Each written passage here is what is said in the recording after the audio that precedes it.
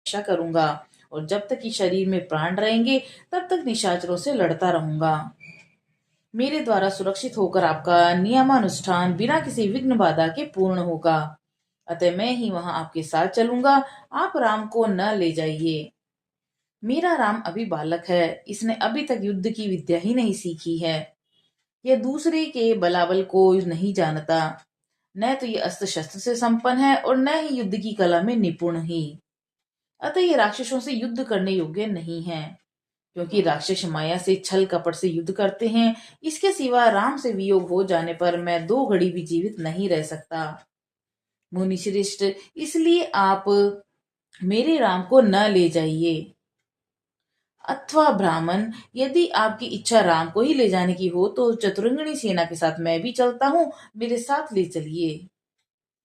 कुशकी नंदन, मेरी अवस्था 60,000 वर्ष की हो गई। इस बुढ़ापे में बड़ी कठिनाई से मुझे पुत्र की प्राप्ति हुई है, अतः राम को न ले जाइए। धर्म प्रधान राम मेरे चारों पुत्रों में ज्येष्ठ है, इसीलिए उस पर मेरा प्रेम सबसे अधिक है। इसलिए आप राम को नहीं लेकर जाइए। वे राक्षस कैसे पराक्रमी हैं, किसके पुत्र हैं और कौन है, उनका डील डोल कैसा है, मुनीश्वर उनकी रक्षा कौन करते हैं, राम उन राक्षसों का सामना कैसे कर सकते हैं। ब्राह्मण, मेरे सैनिकों को या तो स्वयं मुझे ही उन माया युद्धि या राक्षसों का प्रतिकार कैसे करना चाहिए। भगवान, ये सारी बातें आप मुझे बताइए। उस दुष्टों के साथ युद्ध में मैं कैसे खड़ा होना चाहिए, क्योंकि राक्षस बड़े बलाभिमानी होते हैं। राजा दशरथ की इस बात को सुनकर विश्वामित्र जी बोले, महाराज, रावण नाम से प्रसिद्ध एक राक्षस है, जो महर्षि पुल पुलस्त्य के कुल में उत्पन्न हुआ है।